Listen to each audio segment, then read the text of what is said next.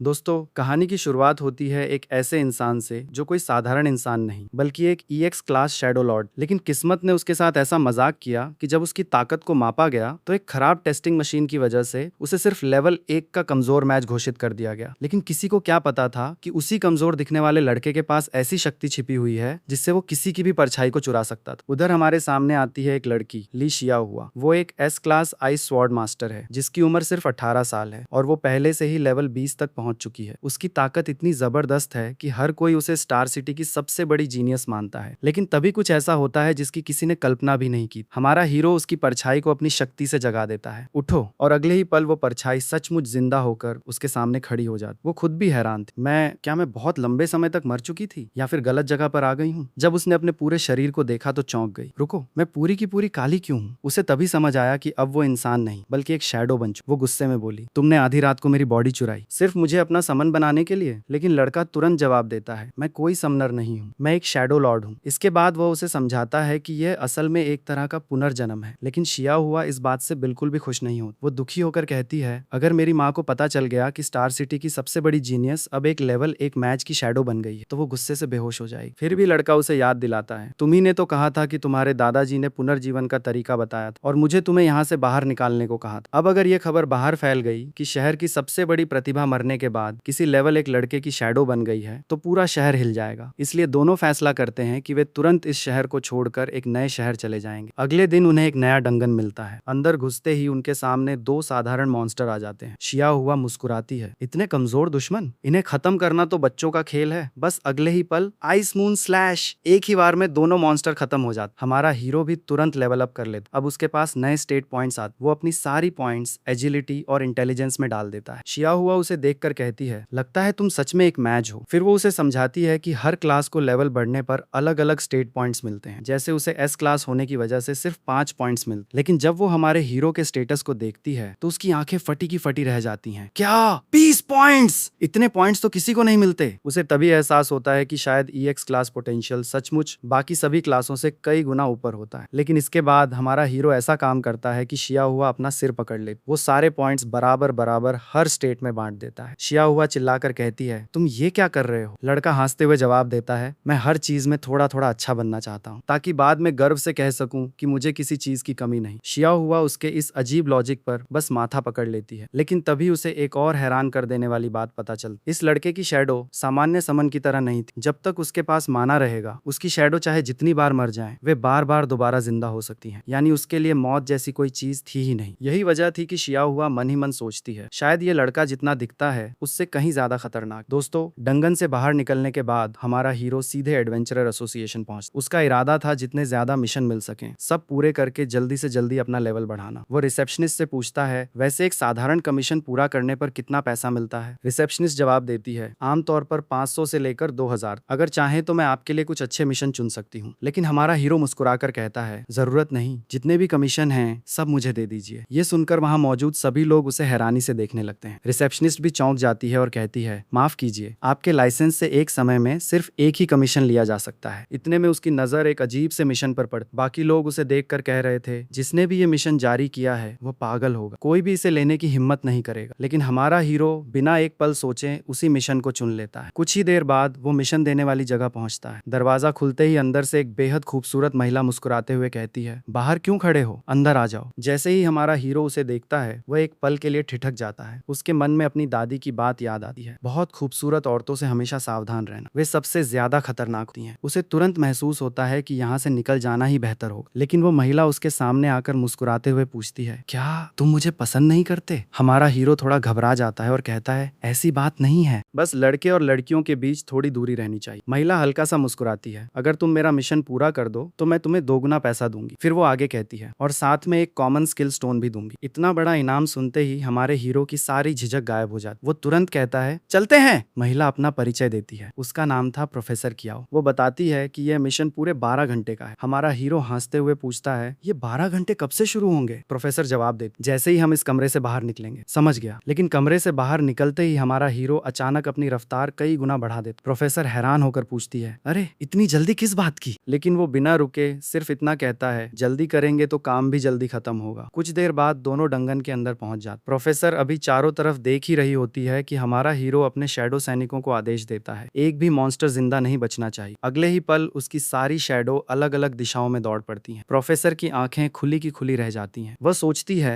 एक समनर के पास इतने सारे समन कैसे हो सकते हैं, लेकिन असली झटका तो अभी बाकी था। कुछ ही मिनटों में पूरे इलाके के सारे मॉन्स्टर साफ हो चुके थे। प्रोफेसर अविश्वास से उसे देखती रह जाती। उसे समझ ही नहीं आ रहा था कि एक नया जागा हुआ मैज इतनी ताकत कहां से ला सकता है। मिशन अभी खत्म भी नहीं हुआ था कि प्रोफेसर की नजर अपने ऊपर पड़े एक अजीब से श्राप पर जाती है। वह घबराकर कहती है, ये कैसे हो गया? पहले ऐसा कभी नहीं हुआ था। अब उनके पास समय भी बहुत कम बचा था, सिर्फ आधा घंटा। वो हमारे हीरो से कहती है, इतने कम समय में ये मिशन पूरा करना नामुमकिन है। लेकिन हमारा हीरो बिल्कुल शांत रहता है। वो मुस्कुरा कर कहता है, आप बस यहीं रुकिए, मुझे सिर्फ 10 मिनट दीजिए। 10 मिनट? प्रोफेसर को यकीन ही नहीं होता। लेकिन इससे पहले कि वो कुछ और कह पाती, हमारा हीरो बिजली की रफ्तार से डंगन की गहराइयों की तरफ दौड़ पड़ता है। उधर प्रोफेसर सिर्फ एक ही बात सोच रही, ये लड़का आखिर है कौन? कुछ ही मिनटों बाद हमारा हीरो वापस लौट आता है। उसके कपड़ों पर लड़ाई के निशान साफ दिखाई दे रहे थे, लेकिन उसके चेहरे पर वही आत्मविश्वास भरी मुस्कान थी। वो हल्के से मुस्कुराकर कहता है, सॉरी, थोड़ा ज्यादा थक गया। प्रोफेसर कियाओ उसे देखती रह जाती। वो समझ चुकी थी कि ये लड़का बिल्कुल साधारण नहीं है। फिर वो मुस्कुराकर कहती है, तुम्हें यहाँ लड़ने के लिए नहीं लाई, मैं तो बस चाहती थी कि तुम मेरे साथ रहो। ये सुनकर हमारा हीरो हैरान होकर पूछता है, क्या मतलब? मैं तो एक प्रोफेशनल हूँ, काम अधूरा छोड़कर भागने वालों में से नहीं हूँ। प्रोफेसर बस हल्का सा मुस्कुरा दे। लेकिन तभी कहानी का सबसे बड़ा राज सामने आता है। असल में प्रोफेसर कियाओ का प्रोफेशन एक श्रापित कर्स्ड क्लास। लेवल 20 से पहले तक यह प्रोफेशन बिल्कुल सामान्य दिखाई देता था, लेकिन जैसे ही इसकी असली शक्ति जागती थी, एक भयानक साइड इफेक्ट शुरू हो जाता था। उसे बिना किसी चेतावनी के किसी भी समय श्राप लग सकता था, और हर बार श्राप पहले से भी ज्यादा खतरनाक हो जाता था। आखिरकार वो इंसान इतना बदकिस्मत बन जाता था कि पूरी दुनिया जैसे उसके खिलाफ हो जाती थी। इसी वजह से प्रोफेसर को हमेशा किसी ऐसे इंसान की तलाश थी जो उसकी मदद कर सके। और जब उसने लिन ये की अमर शैडो आर्मी देखी, उसे महसूस हो गया कि शायद यही वो व्यक्ति है जिसकी उसे तलाश थी। उधर प्रोफेसर लगातार लिन ये से संपर्क करने की कोशिश करती है, लेकिन हर बार एक ही जवाब सुनाई देता है, जिस नंबर पर आप कॉल कर रहे हैं वो उपलब्ध नहीं है। आखिरकार जब दोनों की मुलाकात होती है तो प्रोफेसर बिना समय बर्बाद किए सीधे मुद्दे पर आ जाती है। वो कहती है, अगर तुम मेरे साथ काम करने के लिए तैयार हो जाओ तो मैं तुम्हें हर महीने 20 लाख दूंगी। इतनी बड़ी रकम सुनकर कोई भी इंसान चौंक जाता, लेकिन हमारा हीरो बिल्कुल शांत रहता है। उसके लिए सबसे जरूरी चीज पैसा नहीं, बल्कि तेजी से लेवल बढ़ाना था। उसी समय ली शियाहुआ भी उसे समझाने की कोशिश कर। वो कहती है, उस औरत पर भरोसा मत करना, उसका श्राप बहुत खतरनाक, वो तुम्हें सिर्फ अपने श्राप से छुटकारा पाने का जरिया बना रही है। लेकिन लिन ये मुस्कुराकर जवाब देता है, तुम गलत सोच रही हो, उसके पास पैसा भी है, सामान भी है, और सबसे बड़ी बात, उसका श्राप अपने साथ बहुत ताकतवर मॉन्स्टर्स को खींच लाता। यानी मुझे अलग से दुश्मन ढूंढने की जरूरत ही नहीं पड़ेगी। इतना बढ़िया सौदा मैं क्यों छोड़ूं? शियाहुआ बस उसका चेहरा देखती रह जाती है। उसे समझ आ चुका था कि ये लड़का हर चीज को अपने फायदे में बदलना जानता है। इसके बाद दोनों एक और खतरनाक डंगन के अंदर पहुंचते हैं। ये डंगन पहले वाले से कई गुना ज्यादा कठिन था। जैसे जैसे वे अंदर बढ़ते जाते हैं, मॉन्स्टर्स की ताकत भी लगातार बढ़ती जाती है। लेकिन लिन ये बिल्कुल नहीं घबराता। अब उसकी शैडो डोमेन क्षमता पहले से भी ज्यादा विकसित हो चुकी थी। अचानक उसे एहसास होता है कि वो इस शक्ति का इस्तेमाल सिर्फ शैडो नियंत्रित करने के लिए ही नहीं, बल्कि पूरे इलाके को महसूस करने के लिए भी कर सकता है। अब उसकी शैडो डोमेन एक रडार की तरह काम कर रही। जहां भी कोई दुश्मन छिपा होता, उसे पहले से ही उसकी मौजूदगी का पता चल जाता। लिन ये मुस्कुराते हुए कहता है, तो इस शक्ति का इस्तेमाल ऐसे भी किया जा सकता है। इसके बाद लड़ाई और भी आसान हो जाती है। जो भी मॉन्स्टर सामने आता, उसकी शैडो सेना कुछ ही सेकंड में उसे खत्म कर देती। एक दुश्मन को मारते समय शियाहुआ जोर से चिल्लाती है, अरे धीरे मारो, इसका कवच बहुत महंगा है, अगर टूट गया तो अच्छी कीमत नहीं मिलेगी। ये सुनकर लिन ये भी अपने शैडो सैनिकों को आदेश देता है कि वे दुश्मनों को कम से कम नुकसान पहुंचाएं। लेकिन तभी उसे अपने अनुभव में एक अजीब बात महसूस होती। इतने सारे मॉन्स्टर मारने के बावजूद उसे ड्रैगन का सिर्फ 1% अनुभव ही मिला था। वो तुरंत समझ जाता है कि बाकी का सारा अनुभव डंगन के लेवल 20 बॉस के पास है। लिन ये मुस्कुराकर कहता है, लगता है लेवल 20 तक पहुंचने के लिए अब सीधे बॉस को हराना ही पड़ेगा। उधर उसी समय पूरे डंगन में एक भारी आवाज गूंजती है, विशेष एडवांस ट्रायल शुरू हो चुका है। ये सुनते ही सबके चेहरे गंभीर हो जाते हैं, क्योंकि अब उनके सामने आने वाला दुश्मन इस पूरे डंगन का सबसे ताकतवर राजा था। जैसे ही स्पेशल एडवांस ट्रायल शुरू होती है, पूरे डंगन का माहौल बदल जाता है। चारों तरफ एक खतरनाक दबाव फैल जाता है, और उसी के साथ विशालकाय मॉन्स्टर्स बाहर निकलने लगते। तभी सिस्टम की आवाज गूंजती है, आर्मर केज किंग को परास्त करो। यही इस ट्रायल का अंतिम बॉस। उसी समय लगातार मॉन्स्टर्स को हराने की वजह से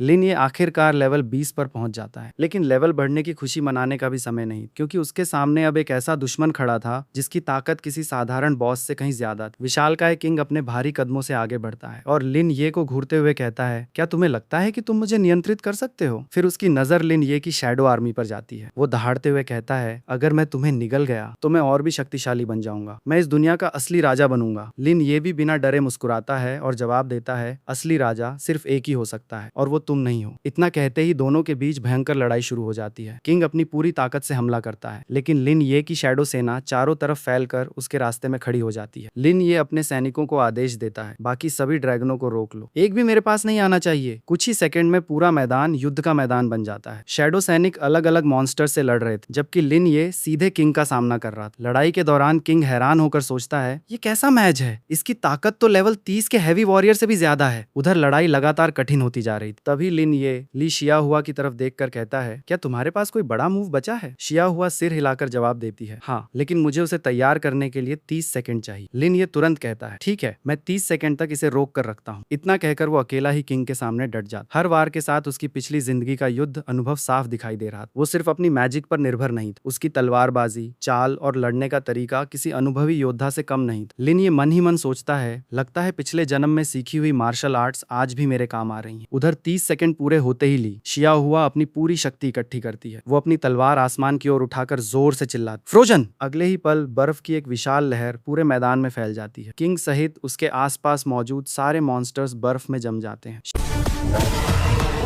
शिया हुआ मुस्कुराकर कहती है, मुझे पता था ये जरूर काम करेगा। लेकिन तभी किंग अपनी पूरी ताकत लगाकर बर्फ को तोड़ देता है। लड़ाई अभी खत्म नहीं हुई थी। उसी समय किंग एक जबरदस्त हमला करने की कोशिश करता है। लिन ये तुरंत चिल्लाता है, सब नीचे झुको, और अगले ही पल वो अपनी पूरी ताकत एक ही बार में इकट्ठी कर देता है। उसका अंतिम हमला सीधे किंग पर पड़ता है। धड़ाम! पूरा मैदान जोरदार धमाके से कांप उठता है। कुछ पल के लिए चारों तरफ धूल ही धूल फैल जाती। जब धूल हटती है तो किंग जमीन पर गिर चुका था। उसकी आंखों से साफ पता चल रहा था कि आखिरकार वो हार चुका है। लिन ये गहरी सांस लेते हुए मुस्कुराता है, चेकमेट। लेकिन मरने से पहले किंग भी हल्की सी मुस्कान के साथ जवाब देता है, इसे जीत मत समझना, ये मुकाबला बराबरी का था। यहीं पर इस आर्क का अंत हो जाता है। लेकिन अब असली कहानी शुरू होने वाली थी, क्योंकि लेवल 20 पार करने के बाद लिन ये की EX क्लास शैडो लॉर्ड शक्ति पूरी तरह